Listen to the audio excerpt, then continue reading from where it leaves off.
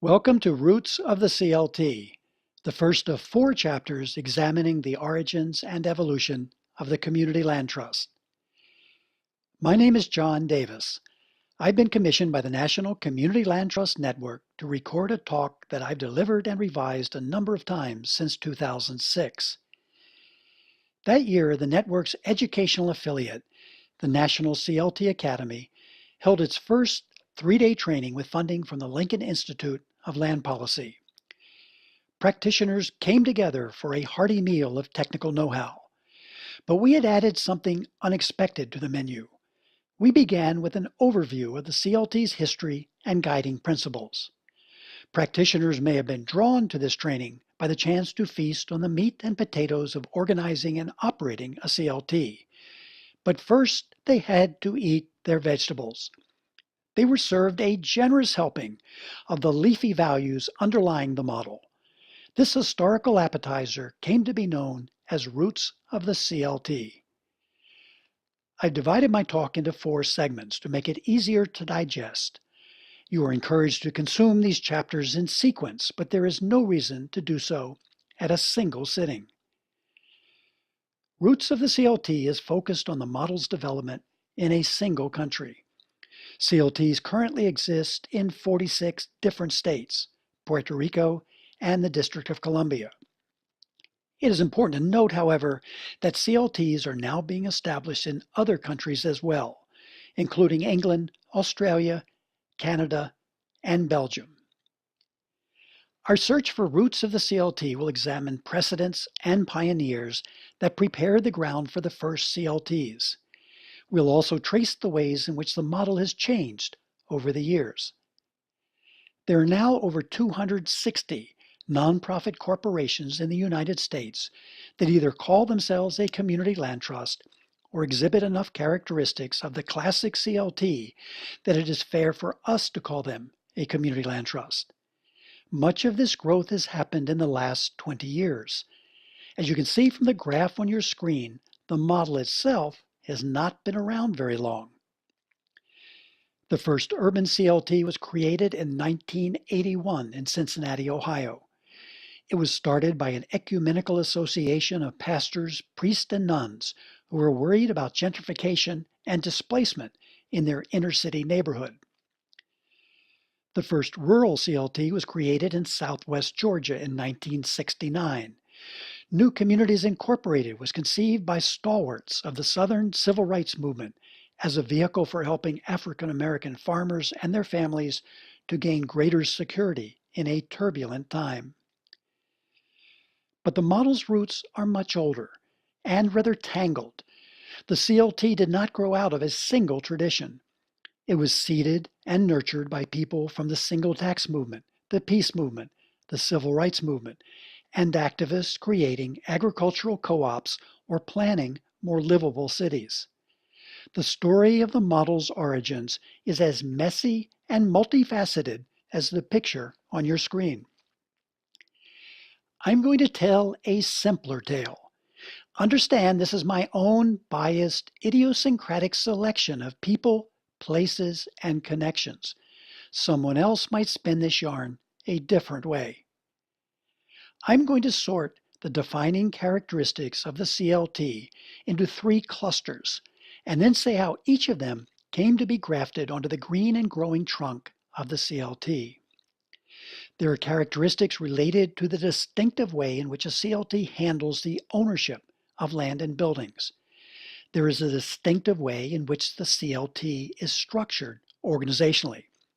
And what the organization does with its property is distinctive as well, who it serves and how it operates.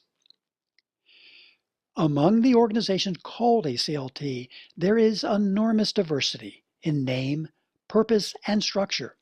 Yet all CLTs are rooted in a common history and share a number of features. I'm going to focus on these commonalities while acknowledging that many variations exist. Not all CLTs are the same. Let's start by seeing how CLTs deal with the possession and use of real property. A nonprofit corporation holds and manages scattered parcels of land on behalf of a place-based community with the intent of owning this land forever.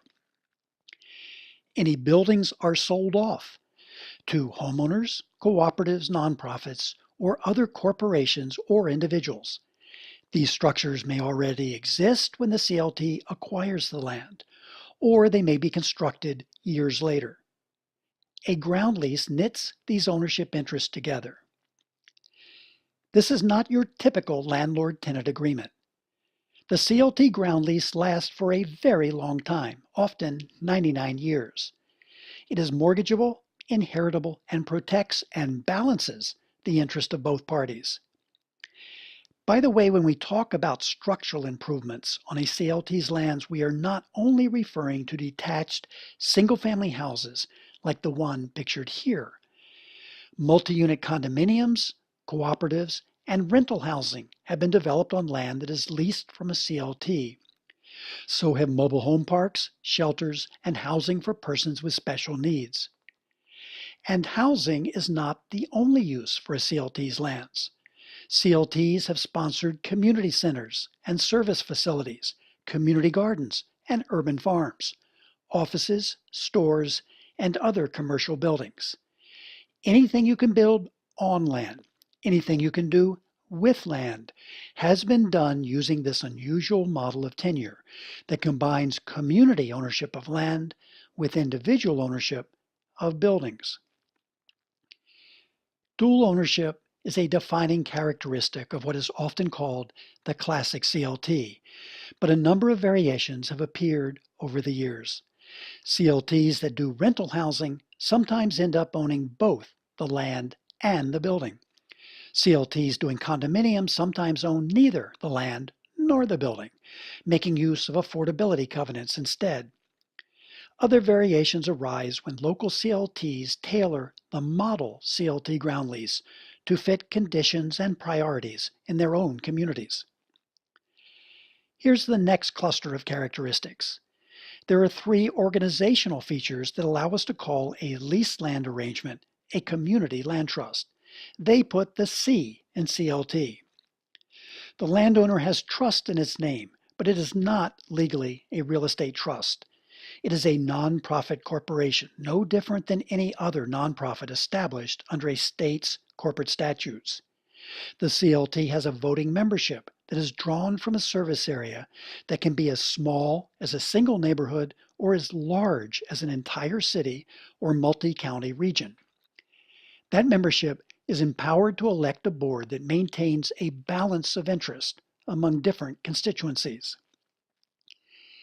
In the classic CLT, seats on the governing board are divided equally among three interest groups: directors who represent people living on a CLT's land, both homeowners and renters, directors who represent residents living around but not on the CLT's land, and directors representing institutions like local churches, local government, businesses, banks, or various nonprofits in the neighborhood. A majority of CLTs have adopted this organizational form, but there are variations here as well. The most common in recent years have been CLTs that are not created from scratch as new nonprofits. Instead, they are grafted onto a pre-existing organization like a community development corporation or a Habitat for Humanity affiliate.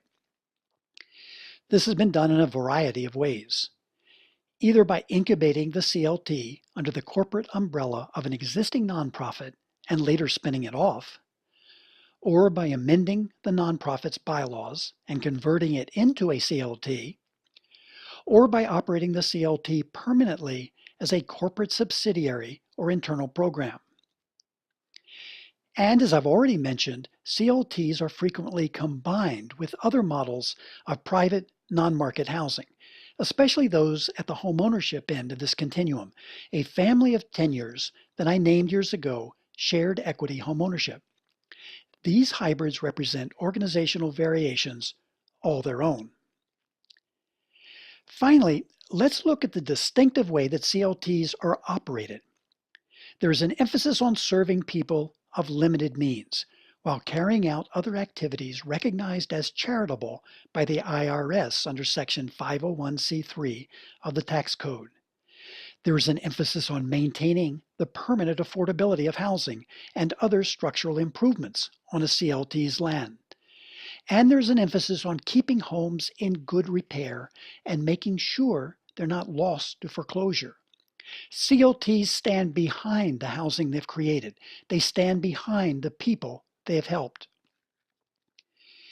Especially when creating home ownership opportunities for low-income people, CLTs are committed to making sure these opportunities last and are not eroded by the boom and bust of a volatile economy.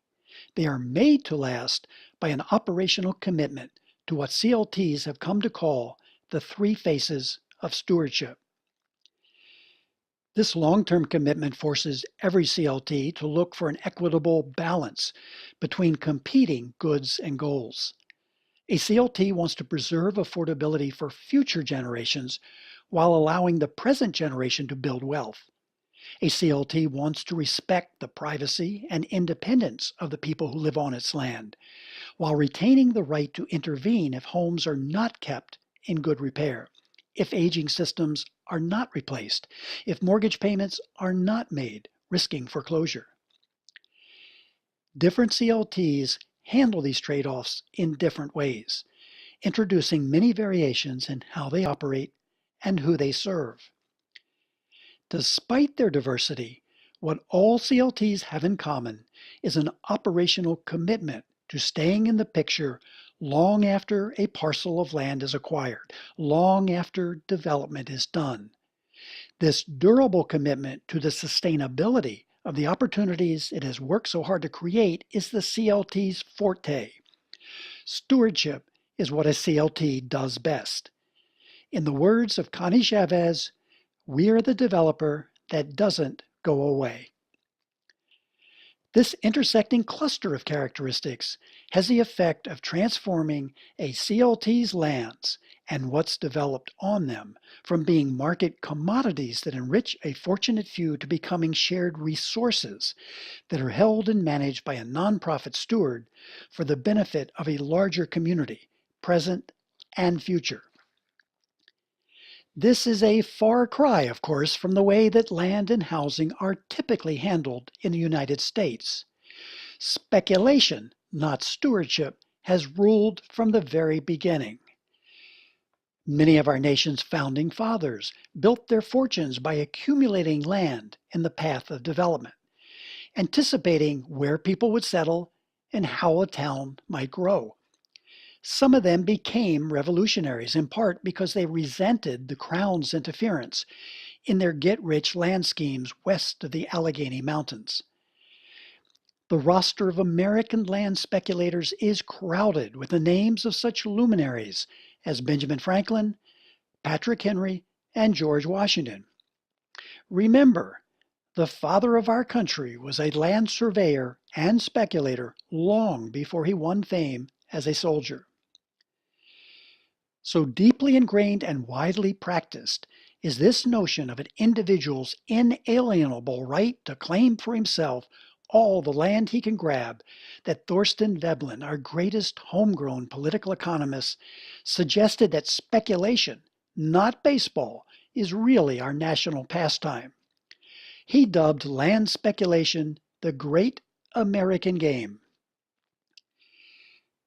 The CLT is part of a different tradition, where land is viewed as our common heritage, where gains in value are seen as social products of a community's investment and growth, where current use trumps future speculation. This is an ethic of stewardship that is overshadowed and often forgotten, but it is rooted as deeply in American culture as our national passion for accumulation and speculation. A story I'll tell in the next chapter. One final note before we delve more deeply into the CLT's history.